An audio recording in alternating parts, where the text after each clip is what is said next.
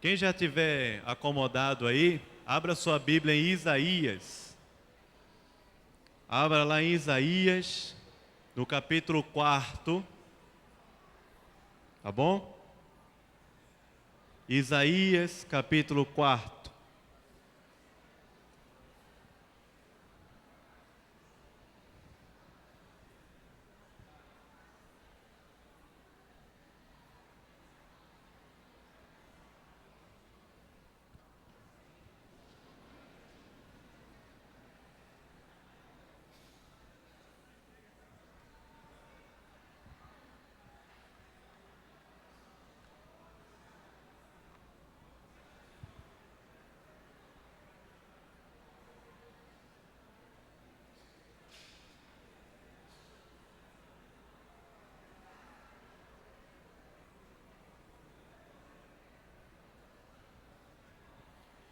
Vamos começar?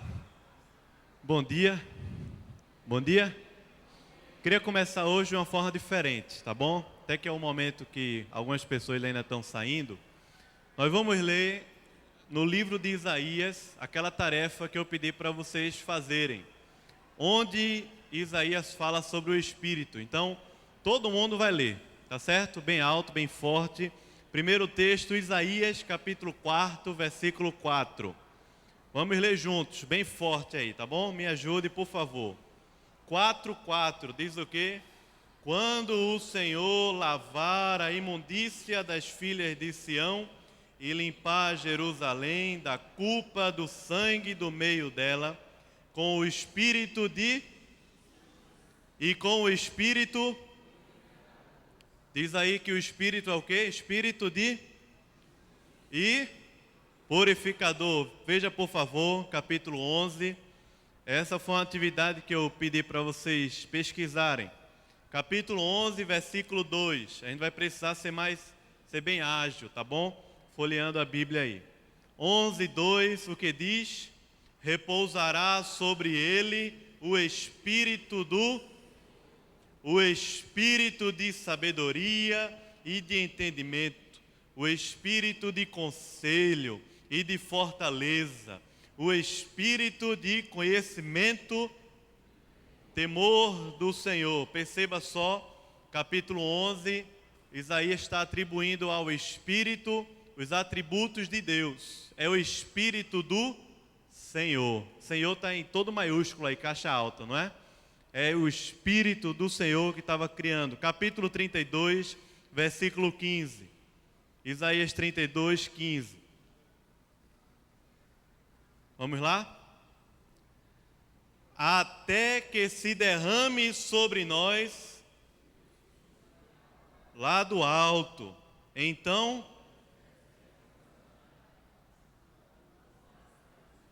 essa não é a visão de Joel? É ou não? O deserto será tomado por um quê? Por um pomar, ok? Vai passar mais um pouco, 34, verso 16. 34, verso 16. Buscai, vamos lá? Buscai no livro do Senhor e lede. Nenhuma destas criaturas falhará, nenhuma nem outra faltará, porque a boca do Senhor o ordenou, e o seu mesmo é quem cumprirá a promessa do Pai. Veja, por favor, 40, capítulo 40, verso 13.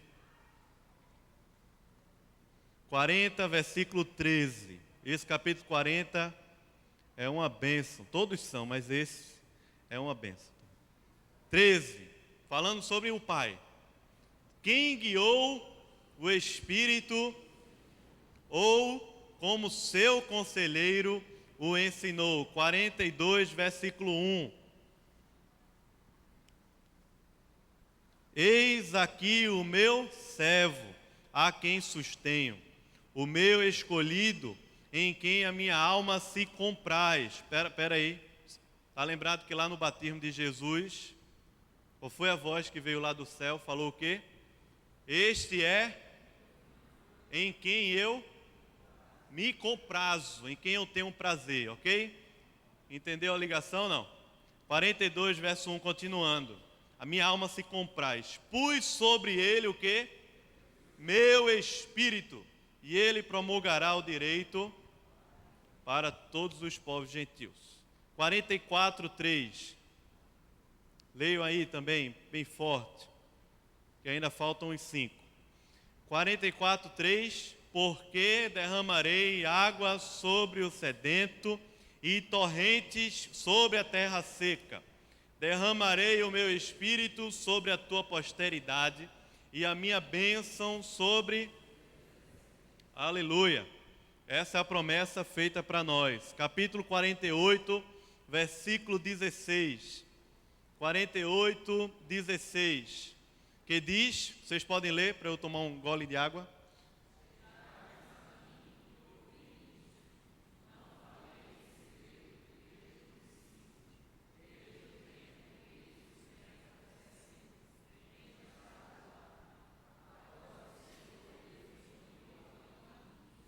E o seu espírito. Amém. 59. Já chegando ao finalzinho. Capítulo 59 de Isaías, que diz, versículo 19. 59, verso 19. Ele diz assim, vamos lá? Temerão, pois, o nome do Senhor, desde o poente e a sua glória, desde o nascente do sol, pois virá como torrente impetuosa, impelida pelo... É o Espírito do Senhor. 61 diz assim, veja que o capítulo 61 é o mesmo que Jesus lê lá no templo, em Lucas capítulo 4. Esse é um dos textos que eu gostaria de olhar nesse mês de janeiro também aqui na aula, mas não hoje. Isaías 61, Jesus lê e diz assim, hoje se cumpriu as Escrituras. Sou eu. Esse cara sou eu. Ok? Entendeu? É 61, versículo 1 que diz, pode ler? O Espírito do Senhor Deus está sobre mim.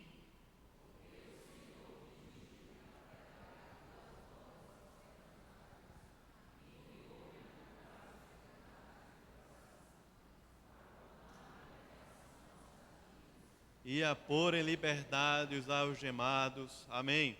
63, 10 e 11, que ele diz, mas eles foram rebeldes e contristaram o seu Espírito, o quê? Espírito Santo. Entristeceram o Espírito. É possível isso? Não. Entristecer o Espírito. Paulo diz aos Tessalonicenses, capítulo 5, não apagueis o Espírito. Eles contristaram o Espírito. Continuando, cadê? Versículo 10, não é? Pelo que se lhes tornou em inimigo, e ele mesmo pelejou contra eles. Então o povo se lembrou dos dias antigos de Moisés e disse, onde está aquele que fez subir do mar o pastor do seu rebanho? Onde está que pôs nele o seu Espírito, que é o Espírito Santo? O último é 63, versículo 14. Ele diz, como o animal que desce aos vales, o Espírito do Senhor lhes deu descanso.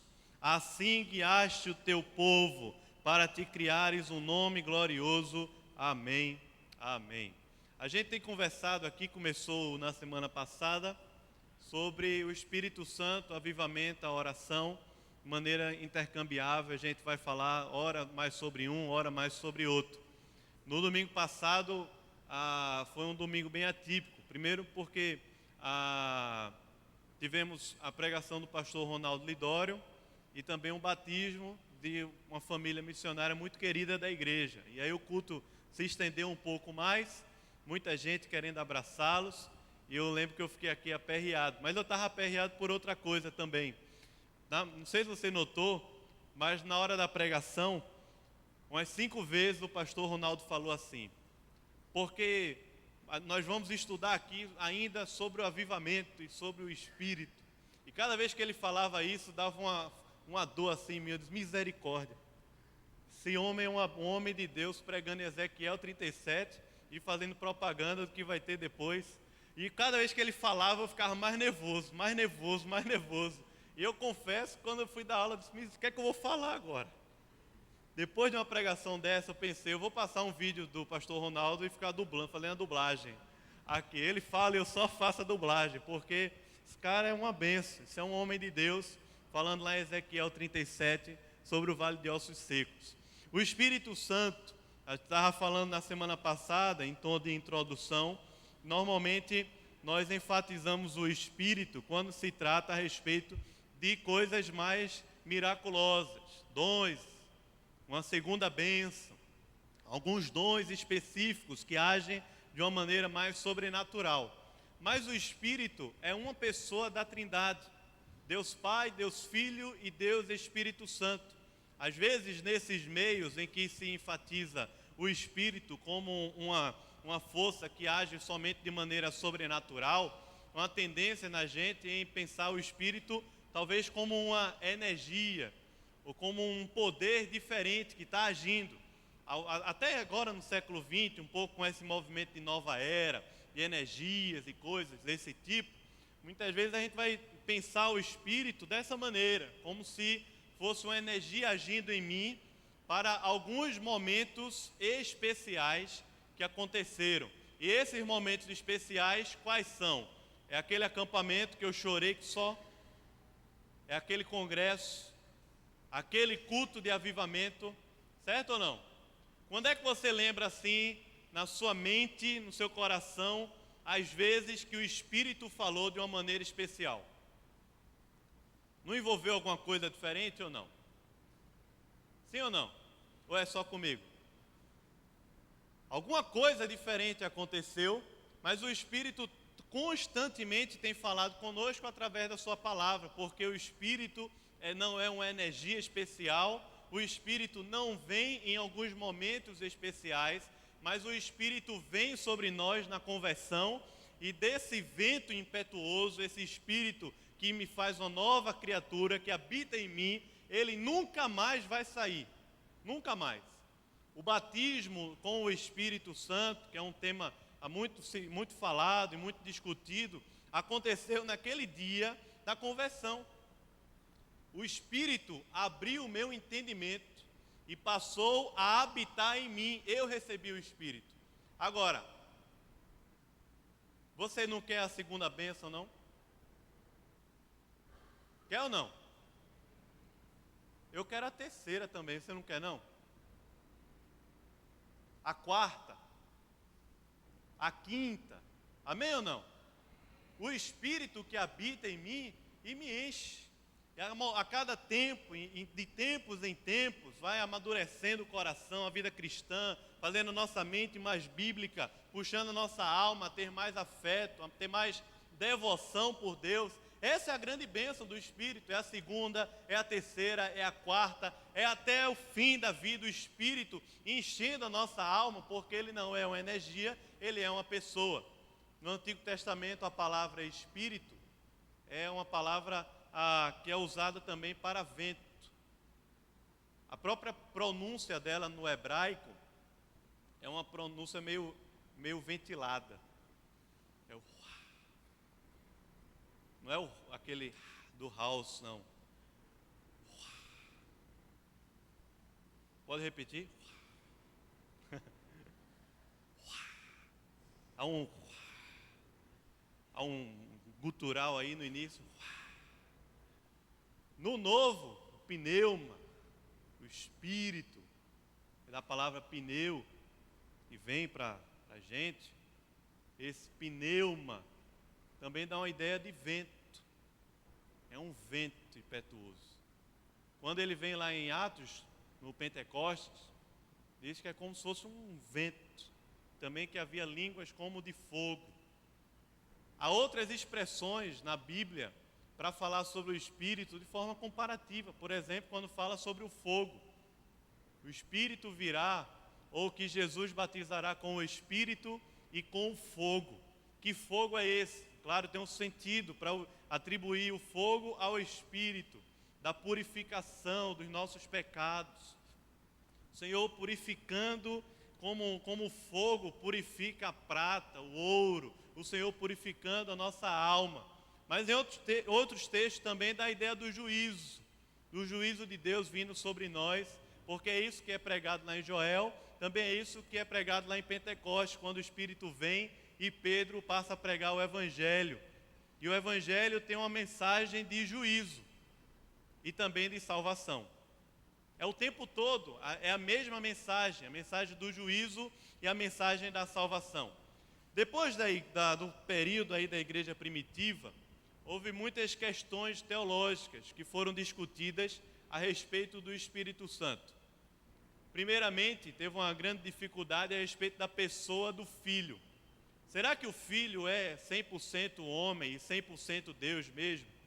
Por causa de um pensamento um pouco grego, de que a carne ela é má, a carne, o corpo, ele é impuro por si só, é impossível que o Filho fosse 100% homem, porque ele seria assim impuro. E houve muitas discussões a respeito desse assunto, até que num concílio, que foi o concílio de Nicéia, em 325, no século IV, se resolveu essa questão a respeito do Filho. O concílio de Nicéia desenvolveu um credo, desenvolveu uma teologia, uma afirmação de que o Filho, ele é 100% homem, ele é Deus, ele deve ser adorado, o Filho de Deus. Daí uma outra questão, será que o Espírito é Deus? Será que o Espírito é Deus? Será que ele é Pai, Filho e Espírito? E como é que essas coisas se desenvolvem? Como é que três se formam um só Deus? É a Trindade Santíssima, um dos primeiros assuntos que a gente estuda quando se converte. Claro que na história da igreja, muitos momentos e muitos movimentos para resolver essa questão doutrinária, e que na minha mente ainda é muito difícil entender, eu acho que na sua também, e que algumas coisas a gente só vai saber lá no céu, se estiver com o Senhor, ou vai poder desfrutar de uma maneira mais completa.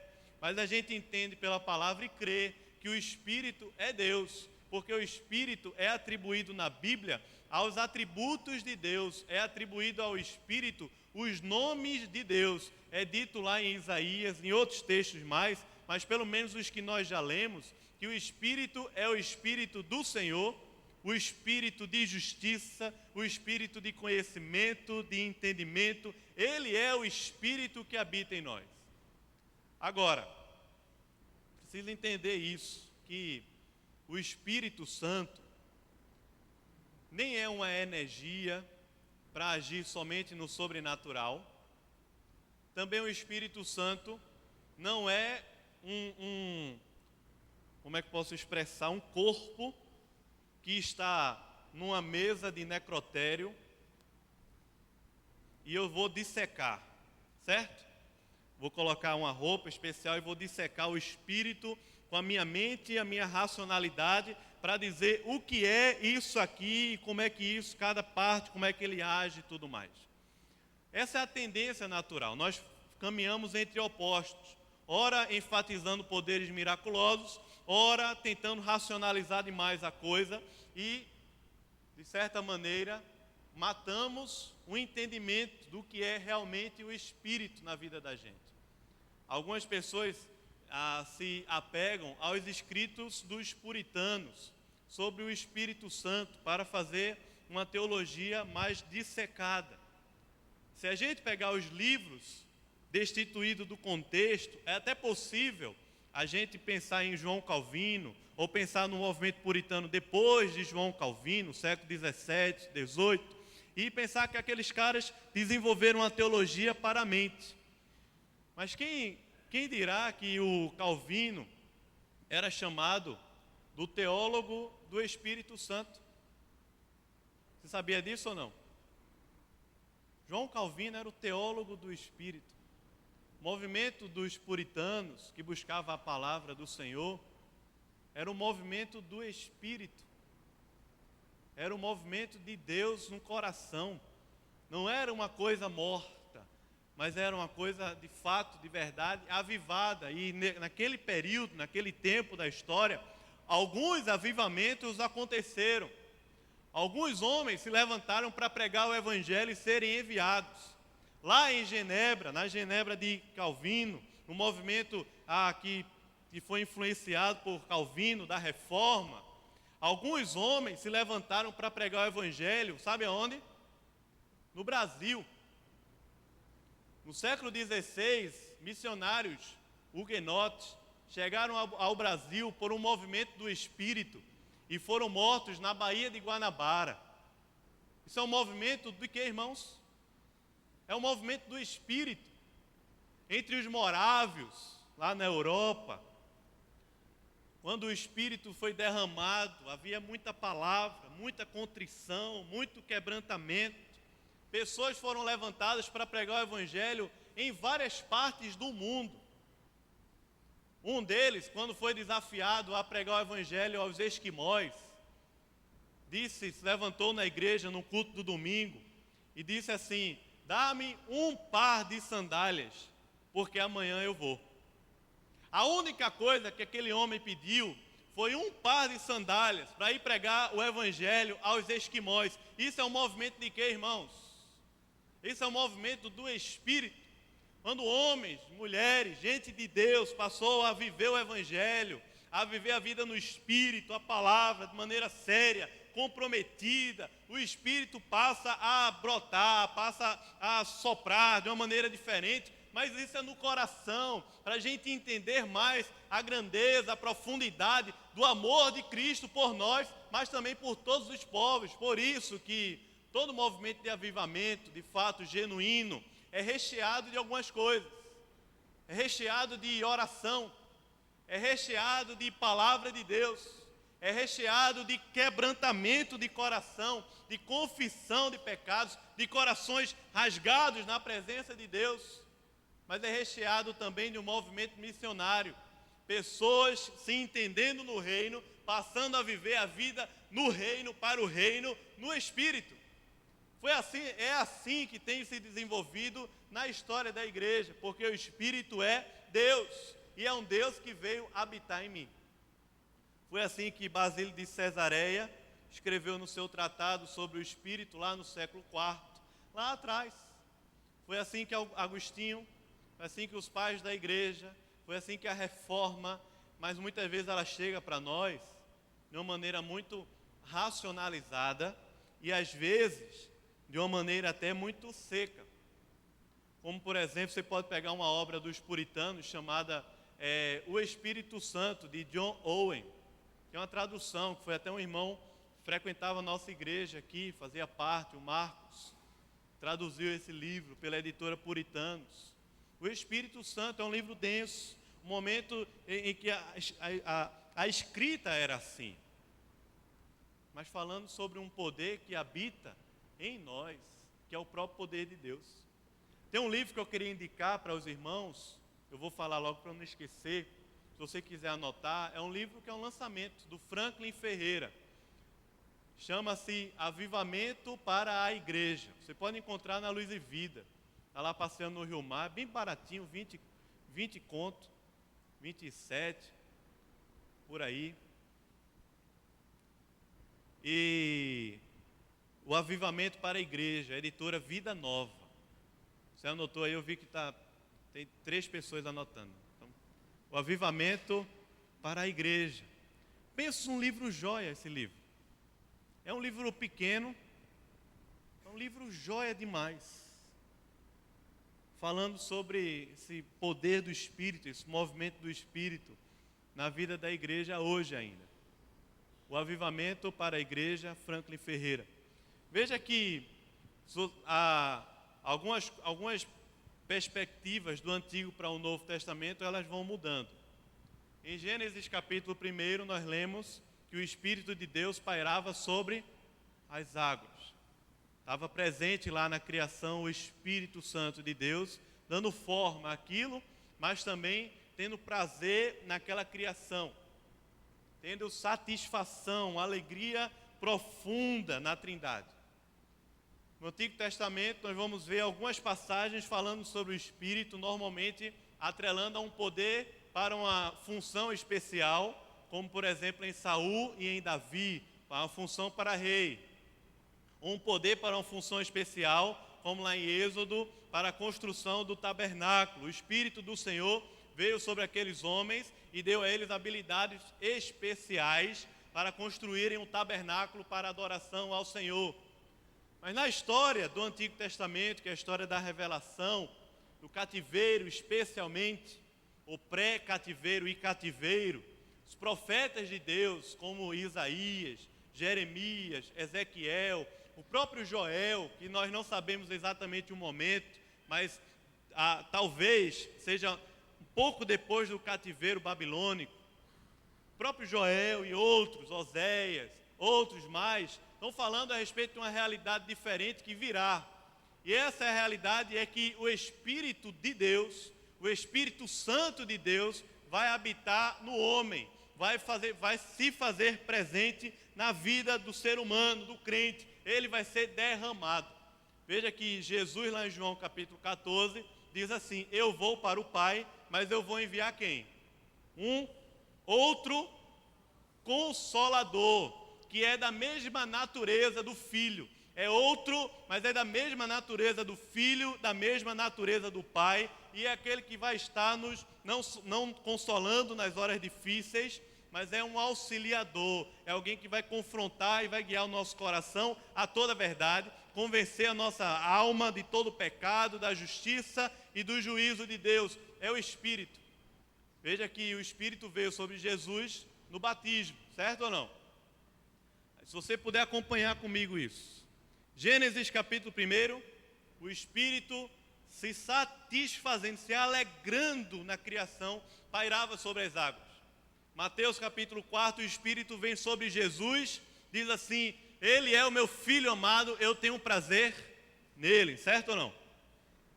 E no Pentecostes, o Espírito vem sobre a igreja. O que é que o Deus Pai está falando lá do céu? O que é que o Deus Pai, o Deus Filho, estão falando lá no céu? O Espírito veio sobre mim. E o que é que o Deus Pai, o Deus Filho e o Deus Espírito estão falando, ou está falando? É o meu Filho amado, eu tenho prazer nele.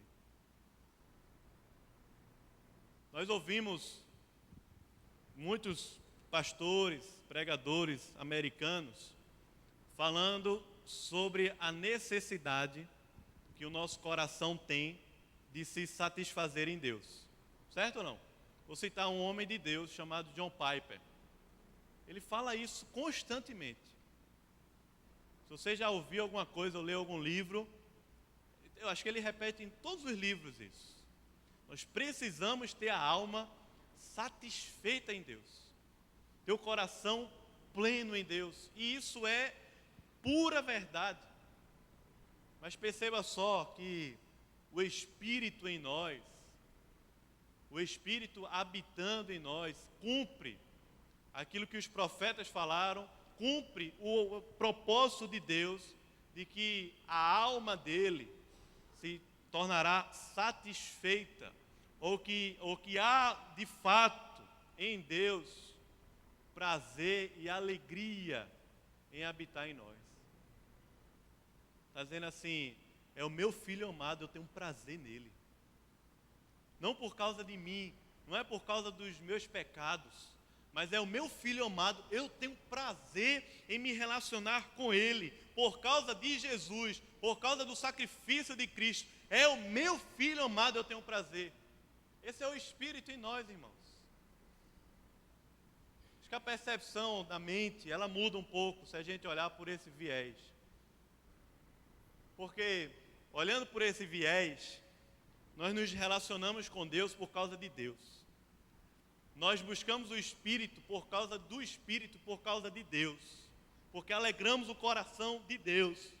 Nós não buscamos a Deus e ao Espírito para melhorar o coração, para melhorar a vida, para me sentir melhor, para alguma coisa diferente acontecer em mim, mas eu busco a Deus por causa de Deus, porque em Cristo e por causa do Espírito que habita em mim, eternamente, eu não vou mais perder o Espírito, ele não vai mais sair de mim, ele é o Espírito que selou a salvação no meu coração. Esse Espírito faz com que o Pai tenha prazer em mim,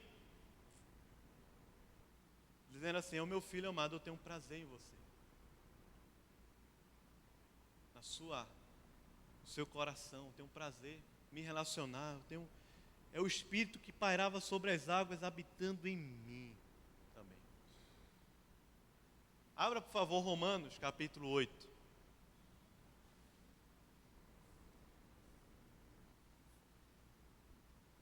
Romanos capítulo 8.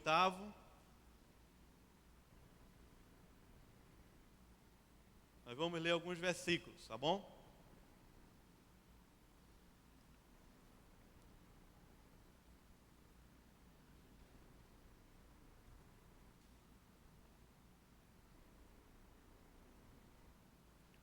Versículo 1 em diante, até o verso 16. Vamos ler de forma alternada, tá bom? Agora, pois, já nenhuma condenação há para os que estão em Cristo Jesus.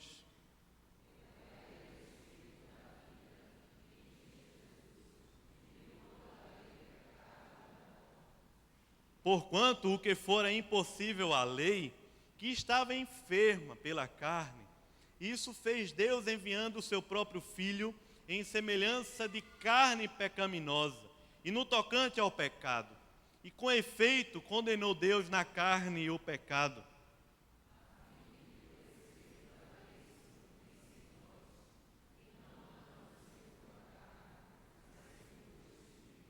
Porque os que se inclinam para a carne cogitam das coisas da carne, mas os que se inclinam para o Espírito, das coisas do Espírito.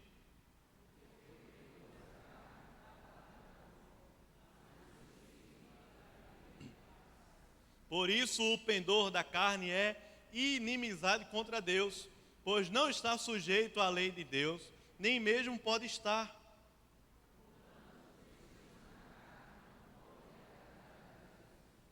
Vós, porém, a igreja, o crente, não estáis na carne, mas no Espírito, se de fato o Espírito de Deus habita em vós. E se alguém não tem o Espírito de Cristo, esse tal não é dele.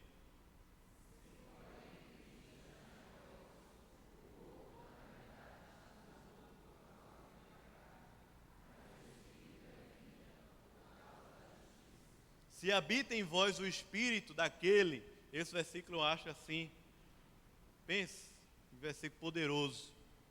Se habita em vós o Espírito daquele que ressuscitou a Jesus dentre os mortos, esse mesmo que ressuscitou a Cristo Jesus dentre os mortos, vivificará também o vosso corpo mortal, por meio do seu Espírito que em vós habita.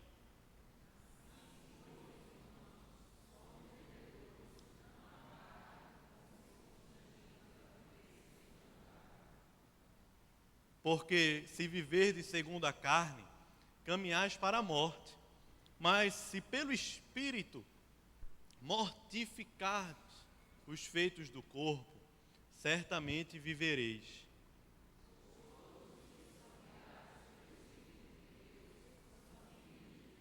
Porque não recebestes o espírito de escravidão para viverdes outra vez atemorizados, mas recebestes o espírito de adoção, baseado no qual clamamos: Abba, Pai.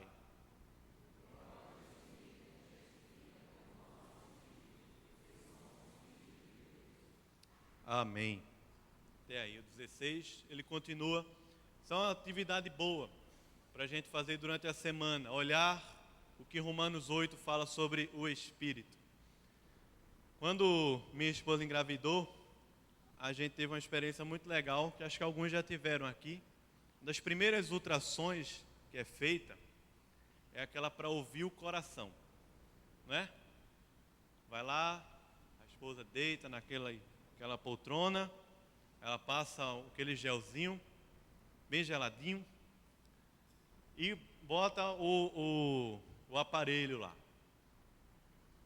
Você não vê nada, mas você quer ouvir, liga o volume, aí tem um coração batendo, bem diferente, assim, bem estranho, né? Um negócio parece uma escola de samba, batucado.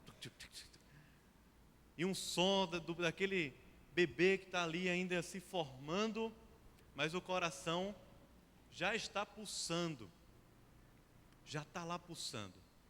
Isso é uma experiência assim, genial.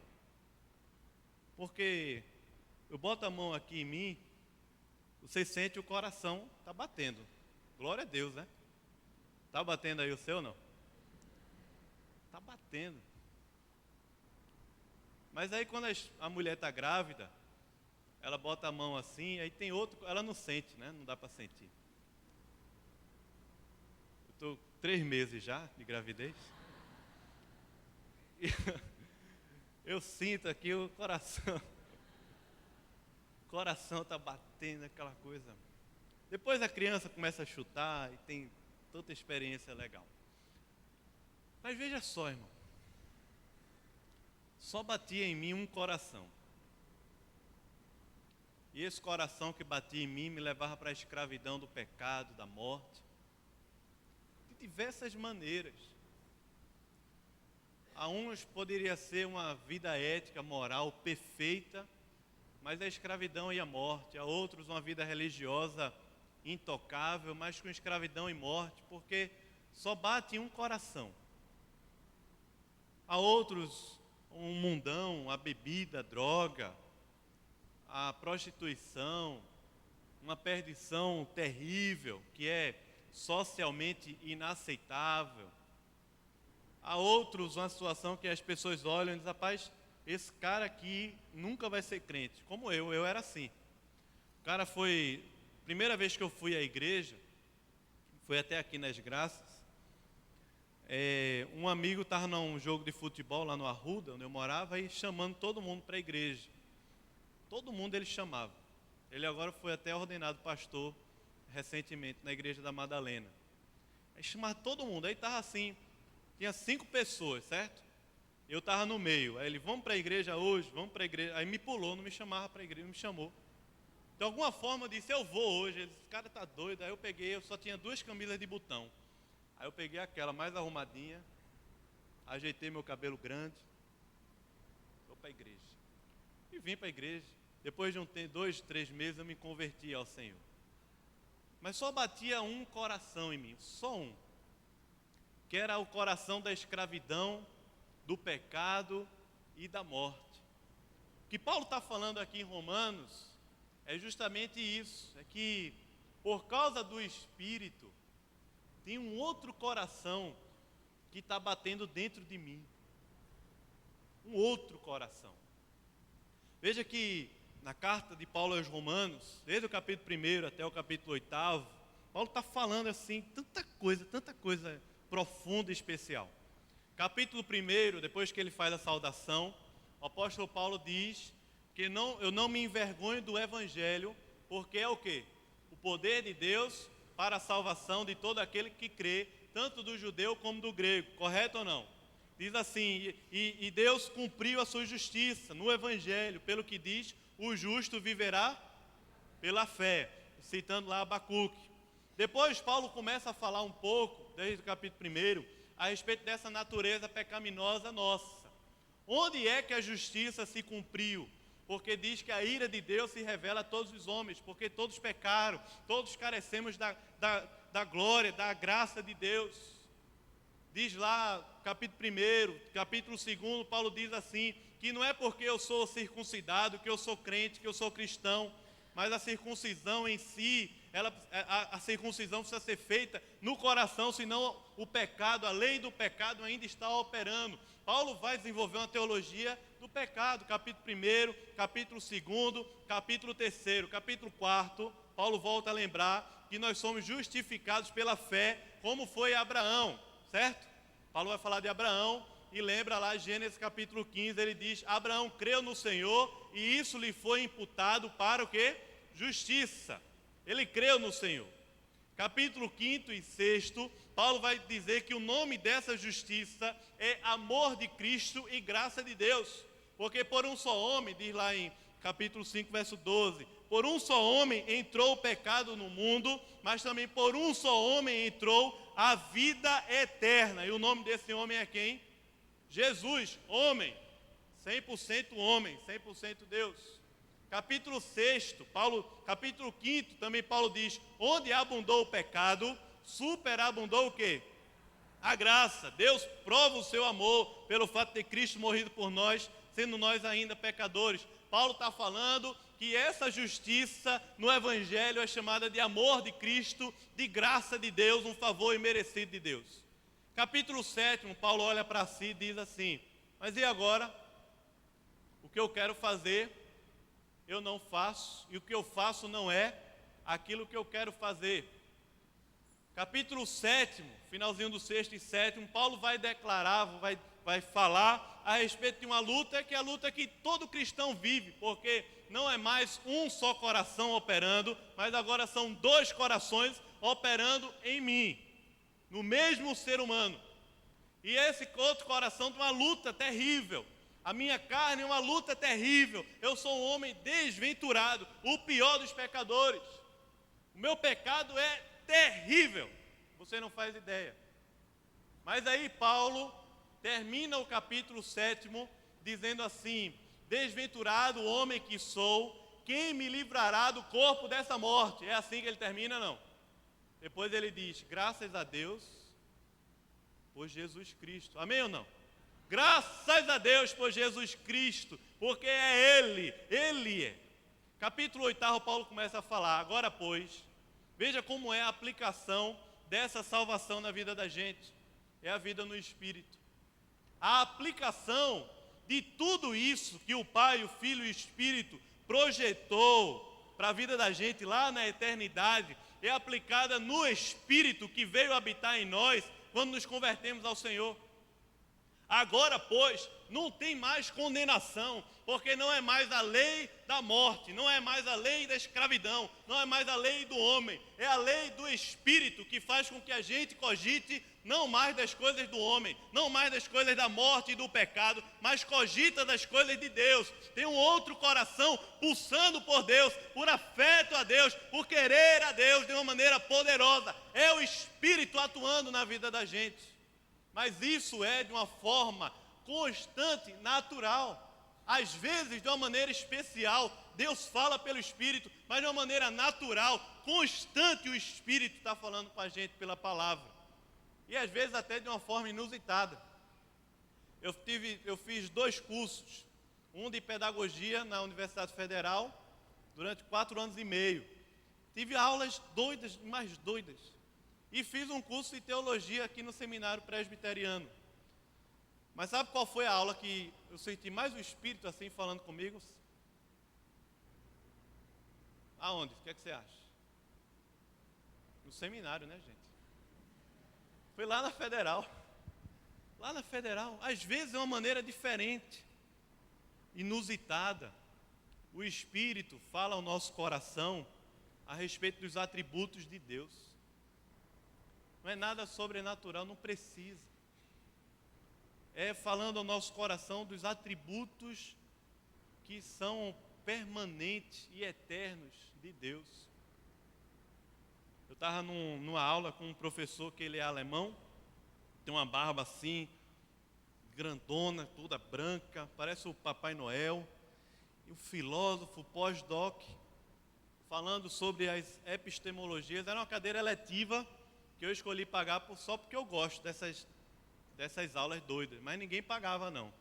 Aí eu fui pagar, era à noite até, eu não tinha aula à noite, mas vou pagar essa cadeira, epistemologia da educação. E rapaz, era muita viagem, Nietzsche, Kant, epistemologia da verdade, tantas coisas, os absolutos sendo colocados por terra. Mas sabe uma coisa, quando eu saía daquelas aulas, o Espírito me lembrava a Bíblia. Era aquele outro coração, entendeu não? O outro coração lembrava a Bíblia. Sabe aquele versículo que a gente se acostuma, porque é colocado atrás de caminhão e tudo mais, diz assim: Jesus é o caminho e a vida. O Espírito comunica os atributos de Deus ao coração pela palavra. Aquelas aulas eu saía, o Espírito falava comigo de uma maneira especial. Como falou comigo no seminário, quando abria-se a palavra, é claro. Como fala comigo em casa, quando a gente abre a palavra, e a mente, o coração, os afetos vão sendo convertidos para a gente olhar o mundo da perspectiva de Deus e não da minha perspectiva. Mas o Espírito, naquele dia da solidão, o Espírito testifica com o meu espírito que eu sou filho de Deus. Ele comunica os atributos de Deus, que Deus é Pai. Comunica que Deus é fiel, que Deus não muda, que Deus é Deus de misericórdia e graça eternamente. Que Deus, Ele me ama de uma maneira especial porque enviou o seu próprio Filho. Essa é a vida do homem espiritual. Alguém que recebeu o Espírito habita para a gente se relacionar com Ele, pela palavra, para produzir no nosso coração afeto e desejo por Deus. É isso que Paulo fala aqui em Romanos capítulo 8. É isso. Tem uma outra vida completamente diferente. É uma outra vida habitando dentro da gente, completamente diferente. E essa outra vida, ela é quem guia o meu coração a toda a verdade. E a verdade é Jesus Cristo, é o Senhor. Por isso que, às vezes, as emoções, elas vão-se embora, assim, porque a gente se emociona e se quebranta mesmo. Mas, sobretudo, a alma, o coração, a fé é fortalecida e amadurecida para a gente caminhar mais, seguir mais adiante, crer mais em Deus, andar mais com o Senhor, viver mais com o Senhor, ser mais usado pelo Senhor, se entregar mais ao Senhor, se consagrar mais ao Senhor, andar, viver mais com o Senhor, pelo Espírito. Sabe por quê? Porque quem aviva a nossa vida é o Espírito. Diz no versículo 11, falou isso. Veja que coisa profunda. Não sou eu que vou falar coisa profunda, não. Paulo que já disse. Eu estou fora, só falo. Paulo diz assim: o mesmo Espírito que ressuscitou Jesus dentre os mortos habita em mim. É suficiente ou não, irmão? Estava lá Jesus, estava morto lá. O Espírito soprou, ele reviveu. O próprio Jesus, veja, Jesus orou por pessoas que elas ressuscitaram, Lázaro, outros. Ele foi lá e disse: levanta. Jesus é a voz de Deus, certo? Mas Jesus estava lá, ó. O Espírito foi lá e ressuscitou Jesus. Aí ele diz assim: esse é o mesmo Espírito que habita onde? Em mim. Em mim. Por isso que Paulo diz assim: se andamos ou se vivemos, se temos o Espírito, andemos no Espírito, pela palavra, para a glória de Deus. Se temos, nós andamos, porque não estamos mais sujeitos à lei do pecado e da morte. Amém. É o Espírito que produz afeto no nosso coração pelo Senhor, pela sua palavra. Vamos orar, mas antes disso, queria dar uma outra tarefinha de casa. Olhar no livro de Atos, a ação do Espírito Santo na igreja de Atos. Vi aqui 1,5 pessoas anotaram. Entendeu ou não? Aí você vou ler o livro de Atos todinho em uma semana, você não precisa, irmão. A internet faz isso. Alguns programas de celular, se você colocar Espírito, ele vai aparecer todas as vezes que fala do Espírito em Atos. Vai aparecer lá, está prontinho. E lê. Diz: rapaz, como é que o Espírito está se movendo no meio da sua igreja? que na semana que vem eu quero fazer uma exposição de Atos, se Deus der graça, assim, todinho ele. Assim, bem dinâmico, claro. Para a gente olhar para o Espírito na vida da igreja, porque é o mesmo, é da mesma forma que ele habita e faz hoje. Então, qual é a tarefa de casa, irmão? Olhar o Espírito aonde? Em Atos dos Apóstolos, certo? E adquira o livro do Franklin Ferreira, se puder, o Avivamento para a Igreja, para a gente continuar esse caminho aqui, tá bom? Vamos orar? Se puder fechar os olhos, vamos orar ao Senhor. Ó Deus, Pai, Filho e Espírito, nós queremos te adorar, Senhor. Porque o Senhor não é um Deus distante, mas é um Deus que habita conosco e em nós. E, Pai, nossa oração é que esse coração do Senhor pulsando dentro de nós, seja mesmo, Senhor, o que nos movimente aqui na terra, seja mesmo, Senhor, que nos faça escolher, caminhar, desenvolver a salvação, seja o Teu Espírito em nós. E, Senhor, Tu conheces cada um, Pai. O Senhor sabe o nosso coração. Talvez estejamos precisando que o Senhor nos comunique novamente que somos Teus filhos. Que o Senhor testifique com o nosso espírito que somos filhos do Senhor. Senhor, pelo Teu Espírito, ó Espírito Santo, faz isso em nossa vida. Testifica, opera. Senhor, revela-nos a fidelidade, a grandeza do Pai. Revela-nos, Senhor, a glória do Filho na cruz e na ressurreição. Revela-nos, Senhor, o testemunho do sangue e da carne que o Senhor derramou por nós. Ó Espírito, vivifica o nosso coração, a nossa vida, como o Senhor avivou e vivificou a Jesus dentre os mortos. Aviva o nosso coração, sopra sobre nós, Senhor.